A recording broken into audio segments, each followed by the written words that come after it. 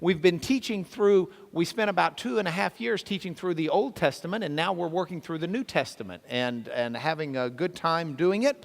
Today we're going to talk about parables. And it's really useful because we've had, for the last few months, staying with us a couple from Israel, a gentleman, Emmanuel Tov, who's a Hebrew professor and an extraordinary scholar, who's been studying here in the States at the library for the last couple of months. So Emmanuel Tov and his wife Lika were with us for dinner the other night, and we had some other friends who had just flown in from Israel, from Jerusalem. That very day, Miriam had flown in, Ronig, and so we had 4 folks from Jerusalem with us for dinner.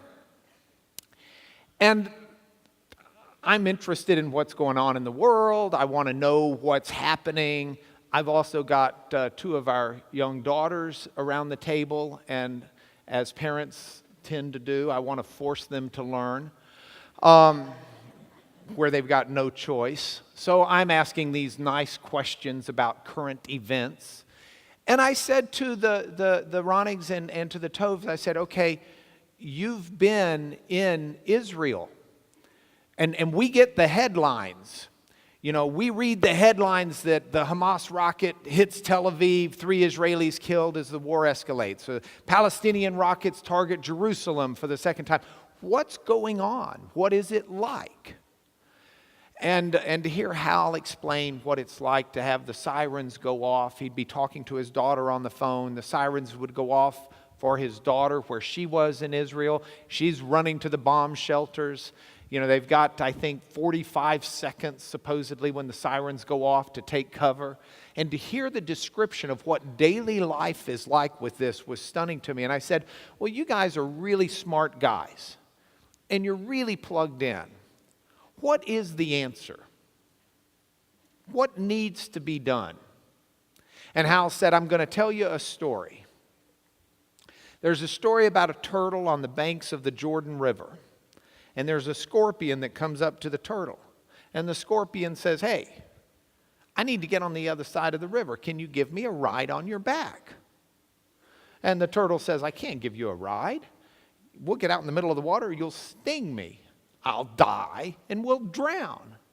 The scorpion says, no. Think about this logically. There's no way I'm going to do that. I mean, I would drown. I can't swim. If you're in the middle of the water and I sting you, that's suicidal. The turtle thinks about it. He says, well, when you put it that way, I guess you have a point. Yeah, hop on. I'll give you a ride. So the scorpion gets on the back of the turtle. Turtle starts swimming. Turtle gets halfway across the Jordan River. Out comes the stinger. Scorpion stings him.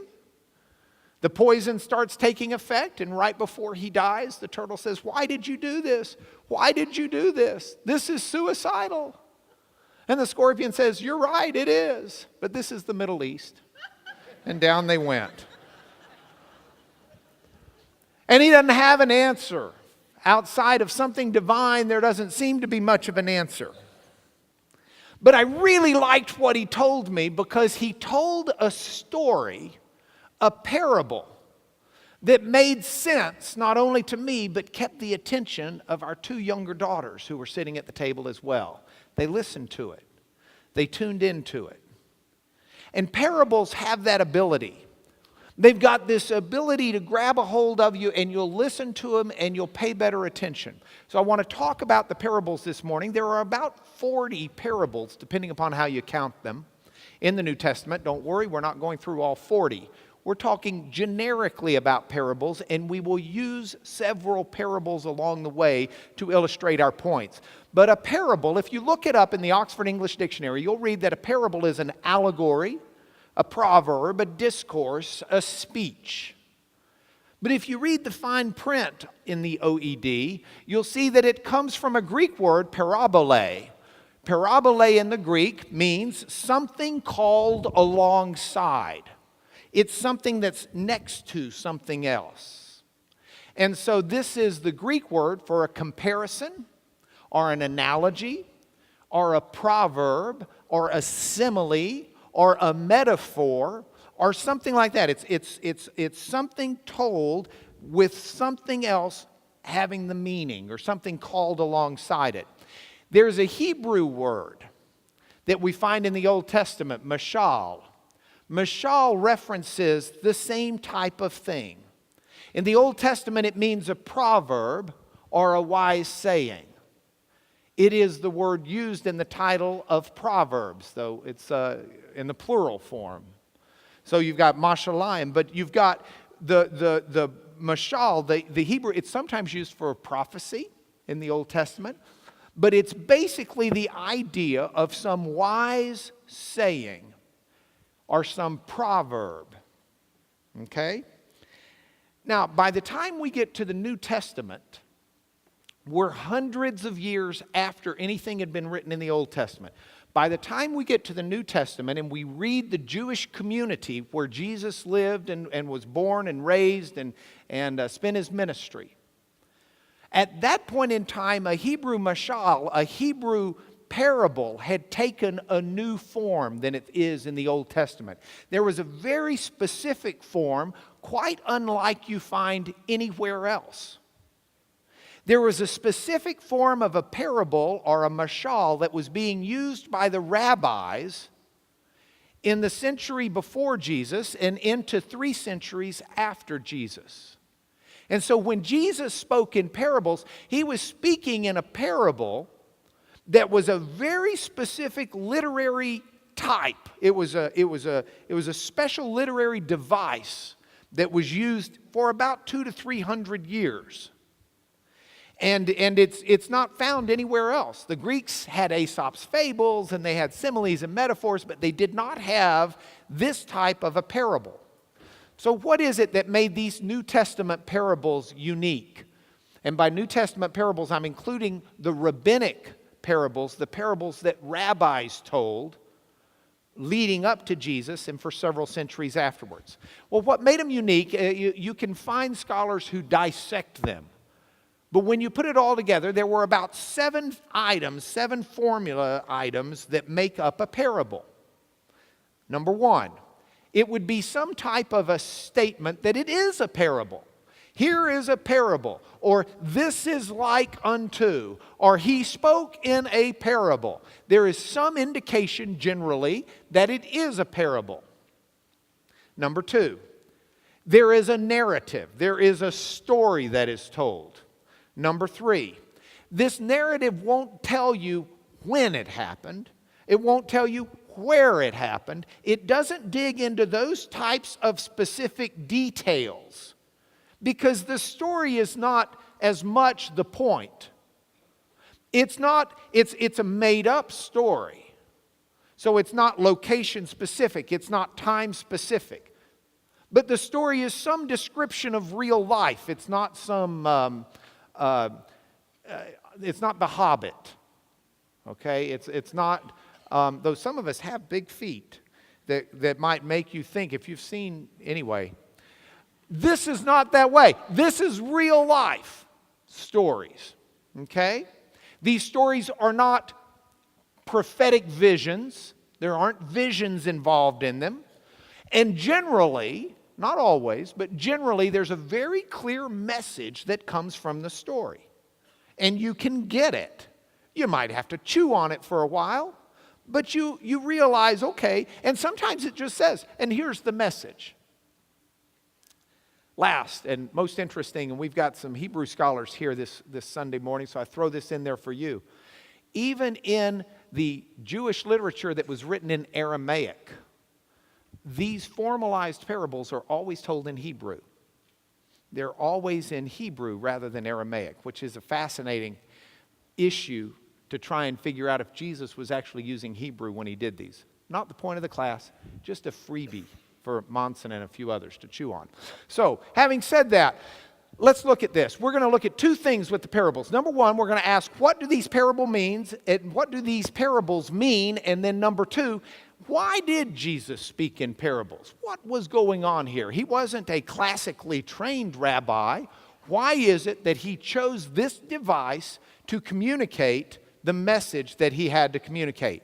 So we start with, what do the parables mean? Well, this is not a tough question, or not an original question, I should say. There is a parable that Matthew talks about in the 13th book of Matthew. It's called the parable of the weeds. And here's what happened. And we've stolen a painting from Tissot to illustrate this. But here's what happened. There's a man who has his fields sown with wheat. Everybody's happy. The labor is done. They go to sleep. And while they're sleeping, an evil, wicked enemy comes with weed seed. That's not marijuana. That's like, it wasn't a commercial crop, even in Colorado. It's like weeds, okay? And this man takes the enemy takes the weeds, the evil man does, and he spreads the weeds out amongst the wheat. Now the plants start coming up. And the servants look and they see amongst the wheat all of these weeds. And they go to the master and they say, hey, you got ripped off. You planted really bad seed. I don't know where you got your seed. Did you do this? Did you give us bad seed? And the landowner says, no, an enemy's done this. They said, well, I guess we need to go out there and whack out the weeds. And the master says, no, don't whack out the weeds right now, because you're going to lose a lot of wheat if you do. Just wait till the wheat is ready for the harvest, and then we'll have to whack out the weeds as we harvest the wheat. They say, okay. Now, this is not a parable that's easily understood.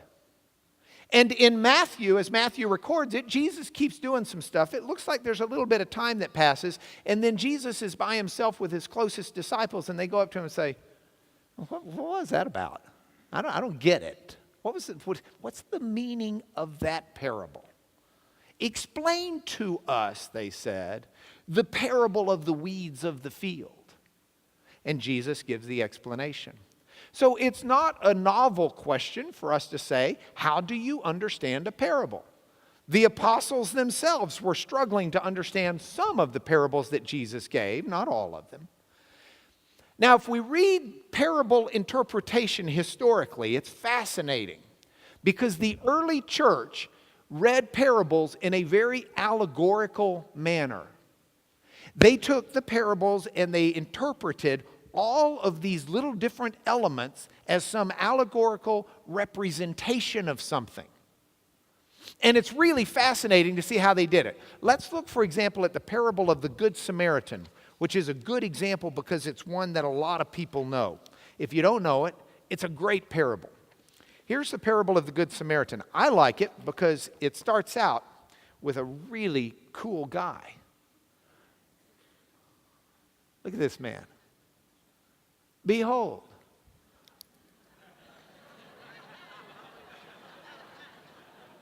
A lawyer stood up to put him to the test, saying, Teacher, what shall I do to inherit eternal life? And Jesus says to the man, he says, well, what's written in the law?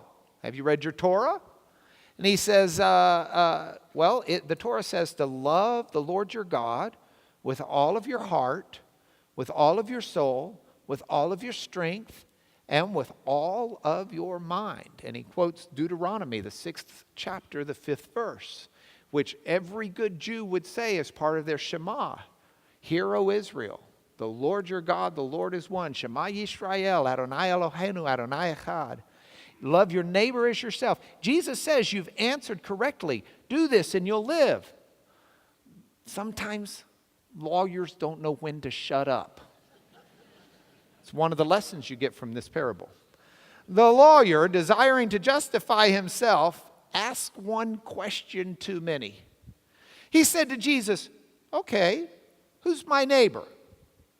How far does this go? I mean, we've got some really neat people that live on both sides of us, but you go down a few houses and it gets sketchy. My sister, mom, my other sister.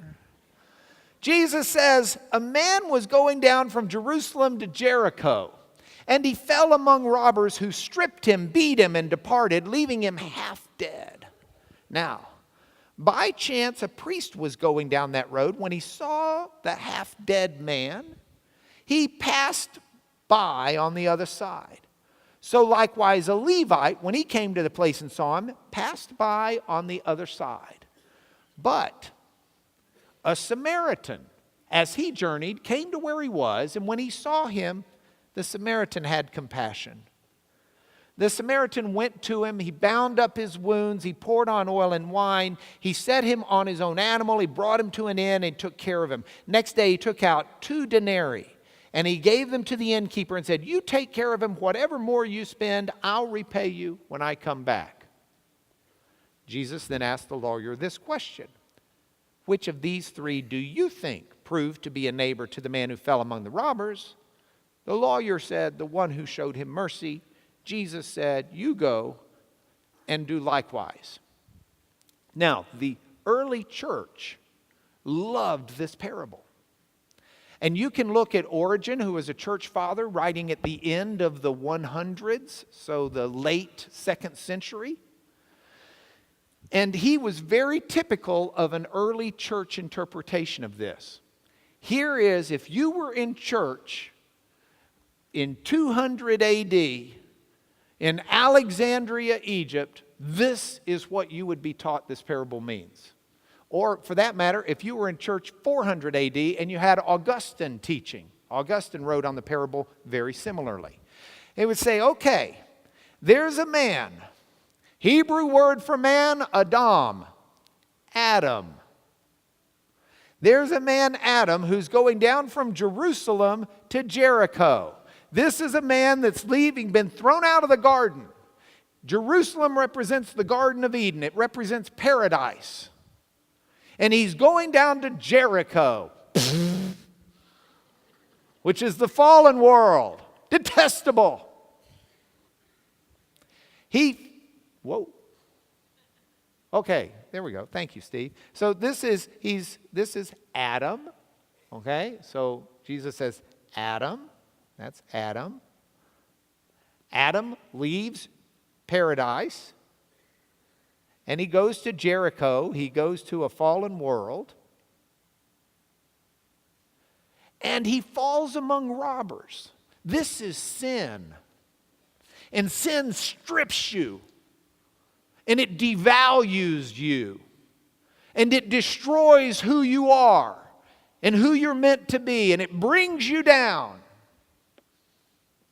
It beats you and leaves you half dead.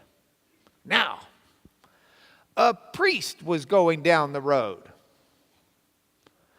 And the early church would say that the priest represents the Torah, the Old Testament law. And so the Old Testament law comes upon someone who's beaten down by their sin of their life and the world. And the Old Testament law can do nothing to help that person. It passes by. And a Levite comes by. The Levite, the early church would say, represents the prophets. And the prophets could come upon someone in their sin and all they could do is pronounce judgment. They couldn't do anything about that half-beaten man and they pass him by. But a Samaritan, and the New Testament church, the early church taught that the Samaritan is Jesus.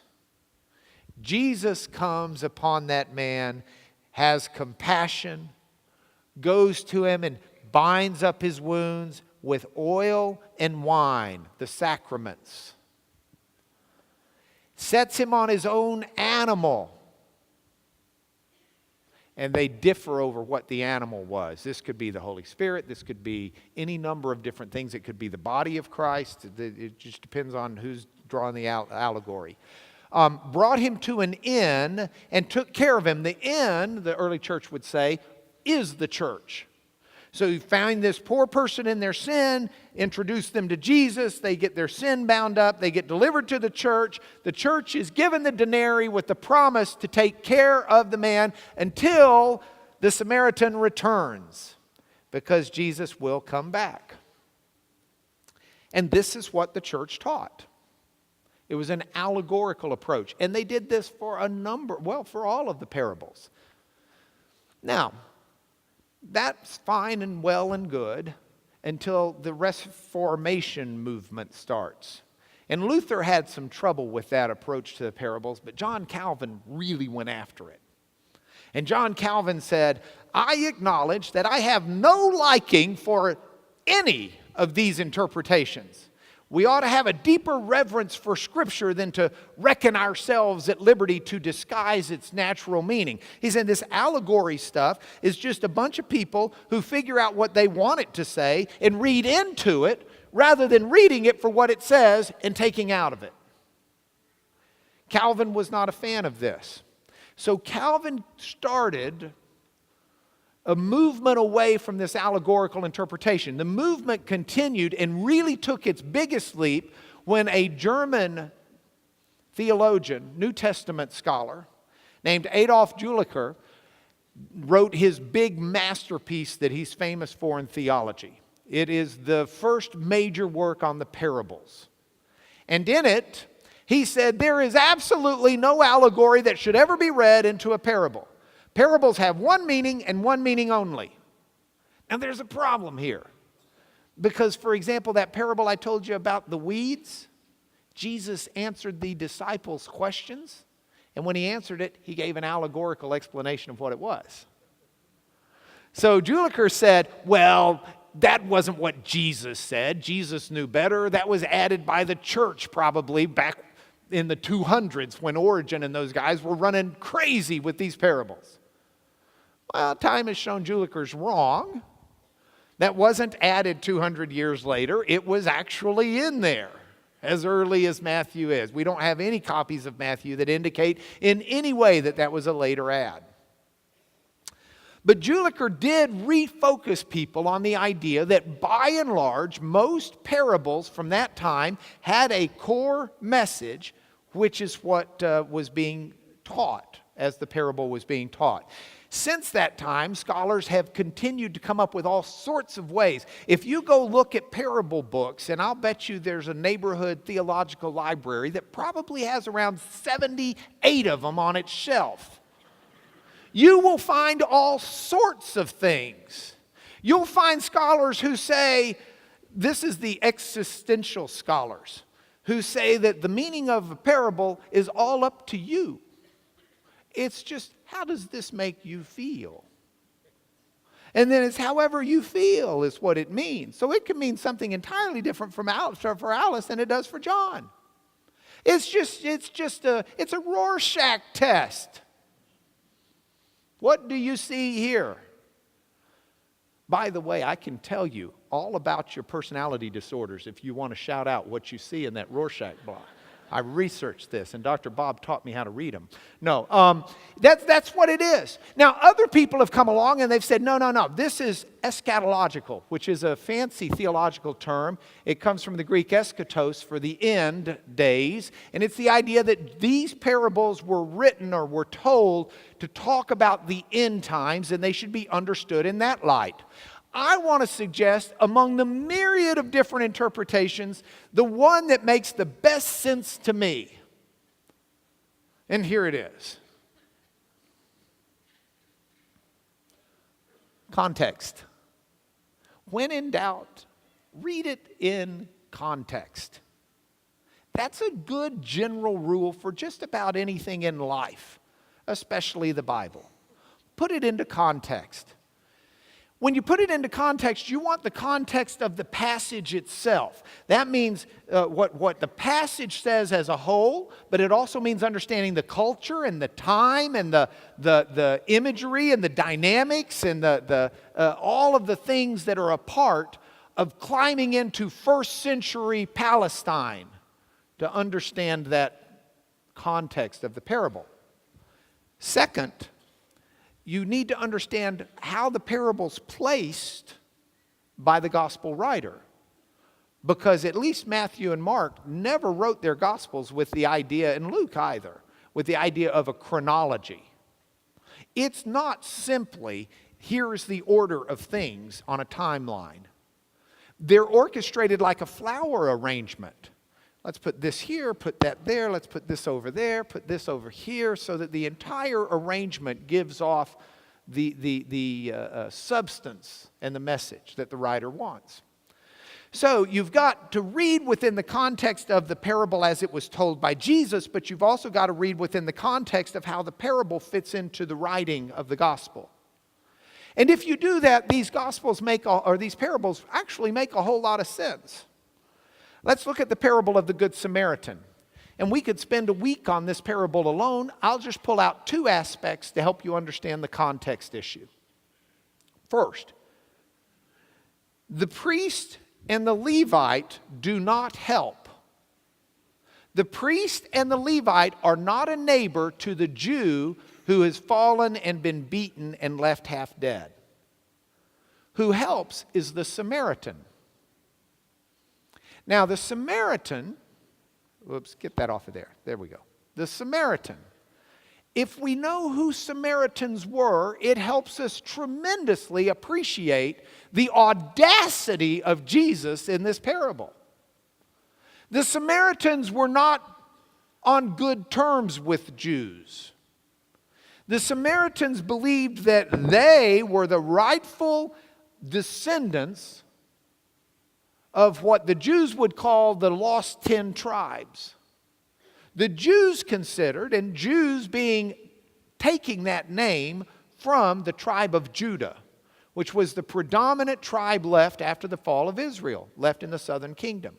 So the Jews don't like the Samaritans, view them as unclean half-breeds from people who were resettled in and tried to claim the heritage of the offspring of Abraham.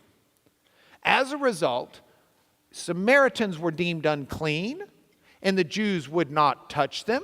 They would not talk to them. They would not share a meal with them. They certainly would never come to the aid of a Samaritan. And I suspect the Samaritans were much the same with the Jews. So Jesus has picked someone that's odious, that's just repulsive and repugnant to his audience, and makes that person the hero of the story.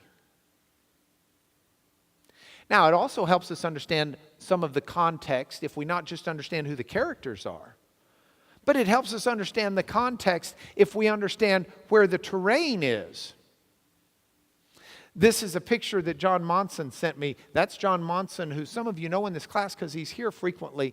That's him as a boy when he had hair, sitting there on the little hillside over near the area. You know, when you leave Jerusalem and you go down into Jericho, you make a descent over that 16 miles or so. You make a descent of almost 3/4 of a mile. It's very steep. It goes from being a wonderful mountainous area to being basically Jericho. You take away the oasis there, and it's just desolate desert. But the road down there through these gullies, these wadis, the road down there, here's a picture of some of the road on Samaria, on the road to Jericho. It's very winding to try and get down the mountains. It's very winding with turns and sharp cliffs and abutments. And it's a very natural place for robbers. By the 3rd century, when Jerome and Eusebius are writing, it carries the name of the way of blood, the road of blood. And Jerome says that it got its name there because so many robbers waylay people on the road. Now, if you understand that, you've now put this parable into a little bit more context of its culture and its day. Jesus is describing an all too frequent and real occurrence.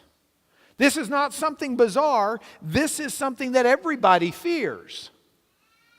And the one who comes to the rescue is the Samaritan. You see, you start putting this stuff together, it puts it into a fuller context. There's a lot more that can be done. I leave you to do it on your own. Let's talk about the parable of the sower for a moment. There are 4 soil types in the parable of the sower. Let's look at this parable. This is found in Matthew chapter 13 also. Jesus goes out of a house. He sits beside the sea. Great crowds gather around him. He gets into a boat and sits down while the crowd stands on the beach. And Jesus told them many things in parables. See, it identifies these, saying, a sower went out to sow. And as he sowed, some seeds fell along the path, and the birds came out and devoured them. Other seeds fell. All right, so here's what we've got. Some seeds, let's follow this. We'll put a number 1 there. Some seeds, here, number 1. Some seeds fell along the path. Birds come and eat them. Other seeds, this is number 2, fell on rocky ground. They didn't have much soil. Oh, they sprang up real fast, but with no depth of soil. When the sun came out, they were scorched. Since they had no root, they withered away. 3. Other seeds fell, this is our third type, among thorns. And the thorns grew up and choked them. 4. Other seeds fell on good soil and produced grain, some 100-fold, some 60, some 30. Let him who has ears hear. Now, I've chosen for the painting on this, if we can go back to the PowerPoint, thank you. I really love Van Gogh's painting of it, because you can see the bird just sitting there about midway down on the picture on the left, near the stony path that's in the middle, that's going to receive some of the seed. And he put that in the middle. There was a barren part, I think, of Van Gogh's Soul and Life, where that's the part that spoke to him about this parable. But we've got Van Gogh's painting there. And it's a splendid parable because Jesus says there are 4 soil types. Now, we've talked in here before about how numbers back then were not as scientifically used as they are today. Numbers back then had great symbolism. And the number 4 was a symbol for the completeness of the world. So there are 4 corners of the earth. There are 4 points to the compass, north, south, east, and west. There are the 4 winds. There are the 4 elements of the earth. 4 was deemed the fullness of numbers for the earth. So Jesus, in choosing 4 soil types, is choosing to say, this is this is the grouping of people who are going to hear this message and respond. There are 4 groups. Boom, boom, boom, boom, boom. Now, the interesting thing is, this is very rabbinical. If we look at the rabbinical parables that were being told at the same time, I've pulled 2 of them out from the Mishnah, Avot, and let's read it in English. This is what the other rabbis would say. There are 4 types of disciples. See, just like Jesus said. He who's quick to hear and quick to lose. Someone who forgets. And his reward is offset by his loss. He who is slow to hear and slow to lose. Slow to hear. Takes me a while to get to it. Once I get it, I hang on to it for a pretty good while.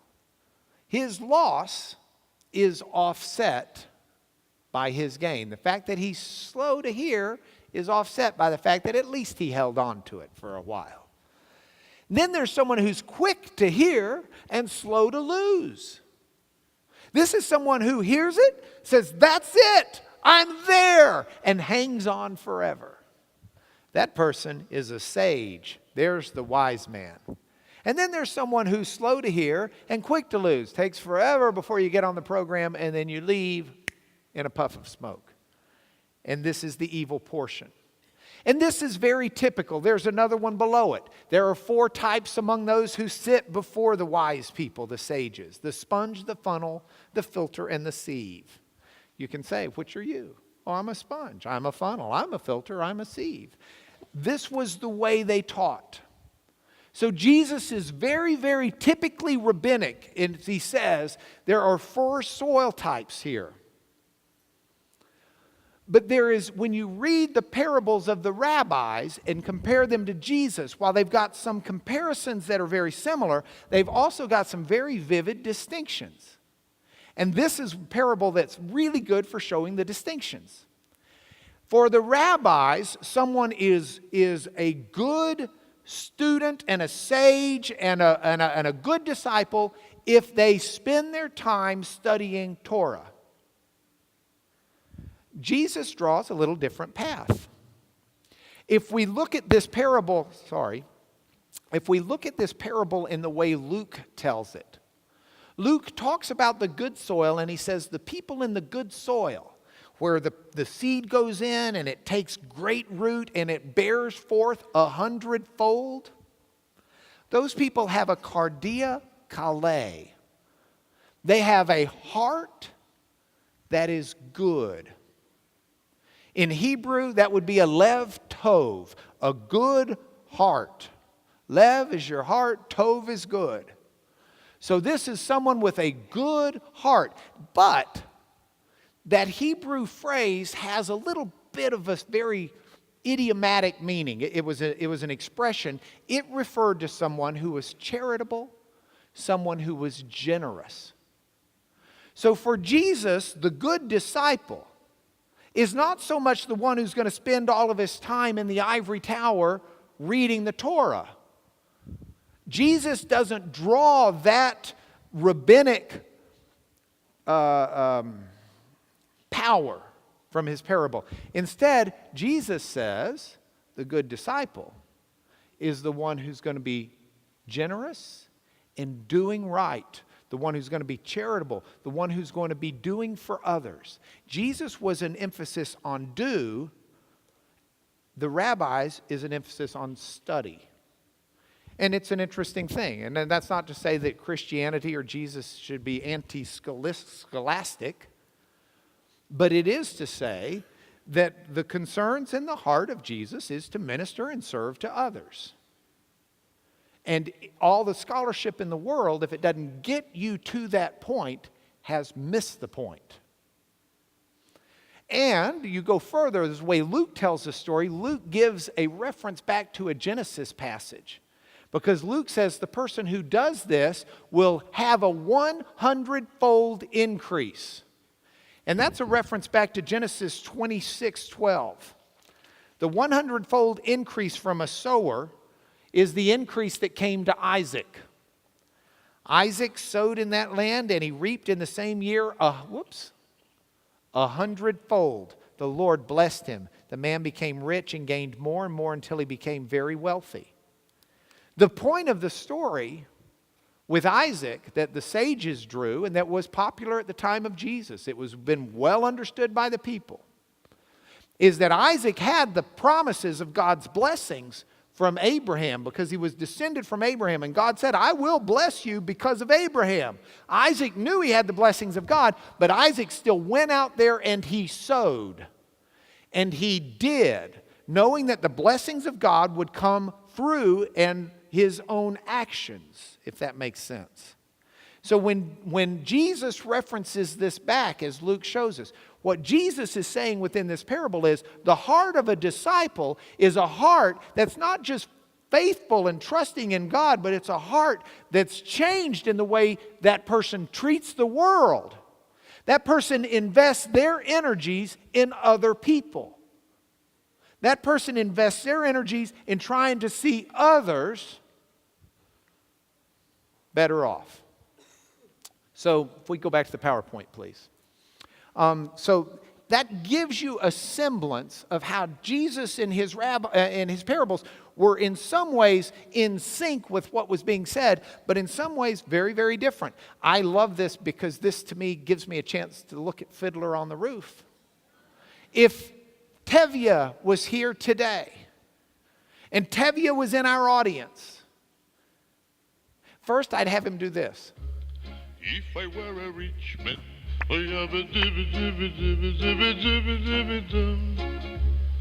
all day long I if I were a wealthy man, I wouldn't have to work hard. Now, think about that song for a minute, because that song sets out the dilemma.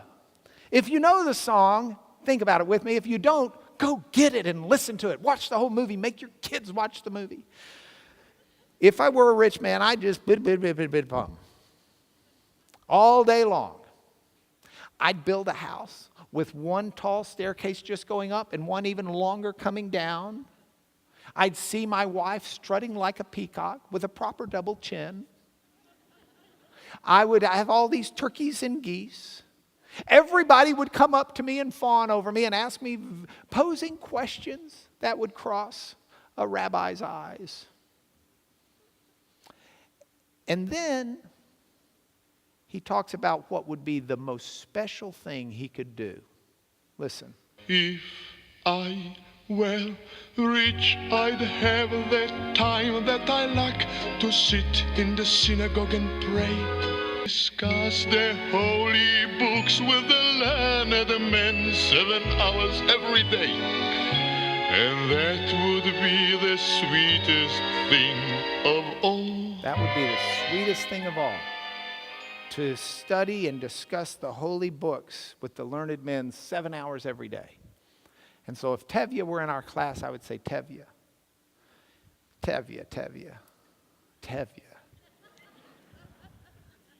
With all due respect, you make the same mistake that many of us make in our faith. We think that to be good Christians means that we need to spend 10 hours a day studying the Bible, when sometimes the most Christ-like thing we can do is reach out to someone in need and show them love and compassion. Sometimes the most Christ-like thing we can do, I know my wife sometimes has like lots of things going on, and I'd love to help her do those things, but I'm pious, and I need to pray. Heaven forbid. I read a poem one time. In fact, it was a required reading in one of my classes in school. And I committed it to memory, and I haven't said it in a while, so I don't know if I've still got it in the gray cells, but let me see. One day, one very ordinary day, my Lord will return. Oh, how I wish he had found me in study, knocking on a door, or telling someone about Jesus, instead of changing diapers, cooking meals, and taking care of my family. God have mercy on me. And I thought, and our professor gave it to us and said, do you realize that that poor soul who tortures themselves has no clue what Christianity is all about? God did not come to take us into a relationship with him so that we could become harsh, pious recluses, or people just bent on such zeal that we lose track of the common, ordinary holiness in loving people and treating people right on our station in life, whatever we have to do. And this is the context of what these parables say. So if we ask what they mean, if you get into the parables themselves, yes, some of them have a very clear meaning, and sometimes it may even be a singular meaning. Some of them say it's allegorical. Be very careful. Don't start reading your own theology into the parables. Let the parables speak for what they say. Some of them are very end-time oriented. You know, these scholars don't come up with this stuff just off the top of their head. There's a basis for it. If you go back and you look in Matthew, you'll see that Matthew gives parables that are very much about the world. And when we say end time, don't start thinking about the Jenkins books and all of that kind of stuff. That's not the New Testament concept. New Testament concept is you had the patriarchal age, you had the age of the prophets, you have all of these different ages. The end times biblically are the times from Jesus on. Okay, so it's not referring to a last day, last week. The last days, we're in them, but we've been in them for 2,000 years. Okay? So here's what Jesus says. Jesus put another parable before them, saying, the kingdom of heaven's like a grain of mustard seed a man took and sowed in his field. It's the smallest of all seeds, but when it's grown, it's larger than every plant, becomes a tree. Birds of the air come and they make nests in it. Or the kingdom of heaven is like leaven that a woman took and hid in 3 measures of flour till all the bread was rising.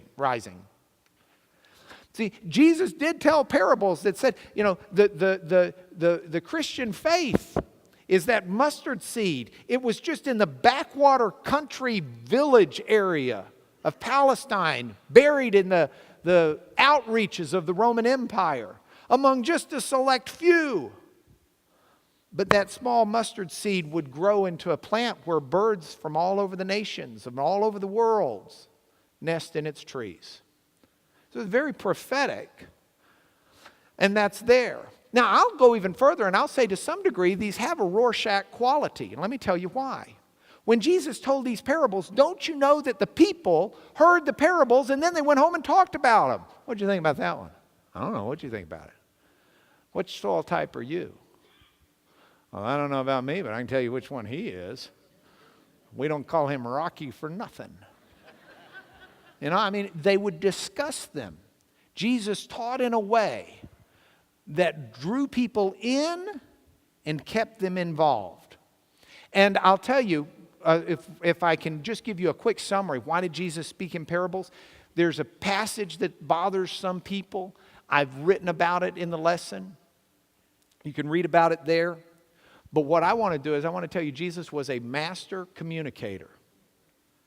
And there is a power in stories. Bob would tell you that stories get behind the natural defenses of people. And that's a very biblical thing to say. Remember when David's having the adulterous affair with Bathsheba. If Nathan had gone up to David and said, hey, David, you're having an adulterous affair with Bathsheba, and you killed her husband so he wouldn't find out about it because she got pregnant and he wasn't there and it was going to be obvious to everybody. And David...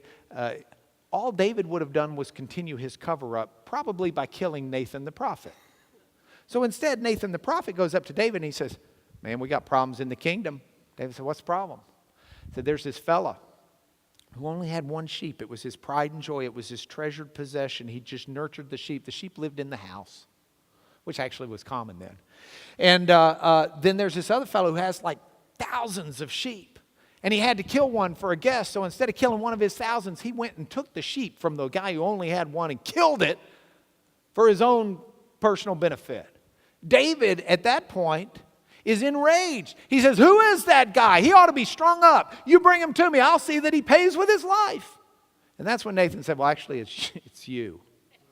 And the sheep was Bathsheba.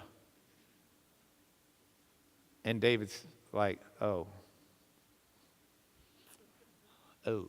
And you can read Psalm 51 for the rest of that. Jesus was a master communicator. He spoke in these parables that have a power and an ability. And so as we look at them, here are my points for home. I've got 3 of them. First, a sower went out to sow. A sower goes out to sow, and there are 4 soil types. I can tell you which one I want to be. I want to be the disciple who hears what Jesus has to say and responds in faith in a way that grows roots deep into the soil and thrives for the benefit of others in the kingdom. I want to walk closer to God in purity and faith. It's one of my take-homes. Second take-home. There was a man who had 2 sons. It's a parable Jesus told in Luke 15. I'll modernize it because we don't have time to get into the context. There's this business guy, had a lot of money, set up 2 trust accounts for his 2 sons.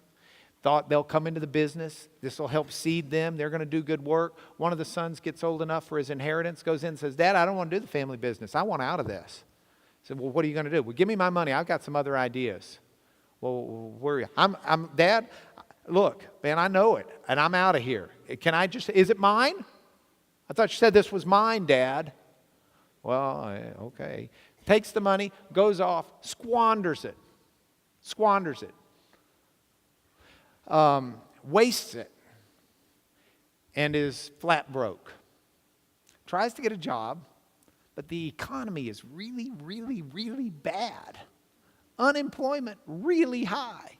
He can't even get one at minimum wage. All he can do is find this farmer guy. Actually, let's make it even more contemporary. All he can do is find this garbage man who doesn't like to do his own garbage work. He doesn't mind doing all of it, but he doesn't like to climb into the garbage pit and rummage around for something valuable. So he hires this guy and says, hey, rummage around for the plastic things we can recycle. Just dig through the garbage. So the guy's sitting there digging through the garbage, realizing that this man's going to make more off the recycling than that son has to eat. And says, man, at least the guy's working in Dad's yard or on his warehouse. Get paid more than that. Maybe I could go back. I don't have to be a son. I'll just go back and work at the warehouse. So he says, that's what I'm going to do. So, he doesn't have shoes anymore. He's in rags. He smells like garbage. He hadn't taken a shower. Heavens, he doesn't have money for a razor. He's deodorant, doesn't even know what it is. He's walking down the road. People are staying far away. He smells. He's ugly. He looks like he's a thief. And he's walking down the road and he's practicing the speech of how he's going to say, Dad, I know I'm not in the family anymore. I know took my inheritance. I know I've been written out of the will. I know I'm not trustworthy. I know you can't give me, but can I just work for you? I'm sorry. Can I just work for you? And he's practicing this speech, and as he comes down the road, his dad recognizes him, even in that manner. And his dad runs to him. And his dad says to him, he says, oh, my son. And he starts hugging him. And as the boy's telling the speech, the Dad, I'm not worried, I'm sorry. Dad's not even paying attention. He's turning around yelling to his workers, hey, go get some real clothes for my son. Go get some, we kept his room. It's there. Go get his clothes. Get some shoes. Come on, get the stuff. This is my son. Telling him, hey, tell the kitchen to start making a big party. It's party time. And the older brother's sitting there watching all this thinking, well, this isn't fair. And goes up to Dad, he's like the loser.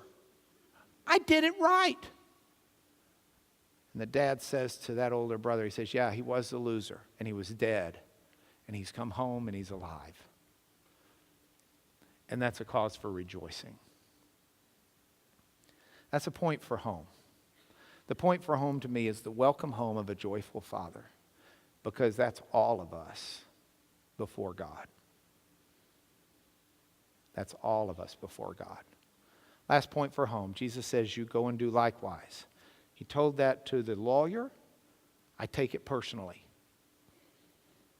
All of us walk a road to Jericho. It was a very real road. And there will be people on the road of our life that need help. And we are to stop and help them in the name of Jesus, because he told us to. Would you pray with me? Lord, thank you so much for your kind, loving patience. Thank you for running to us. Thank you for clothing us, for treating us with love and mercy when justice would leave us barren. We pray that we'll be a deep, rich soil that will take seriously your charge and will follow you in faithfulness and love. We pray this in your name. Amen.